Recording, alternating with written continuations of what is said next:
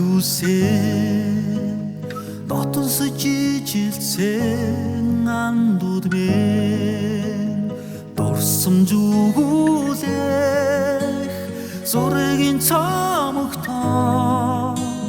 нурсамжийн зурга үлдээсэн андууд мен гисэн ч биднийг ангийнхаа баг намрын дараач бид хамтлаа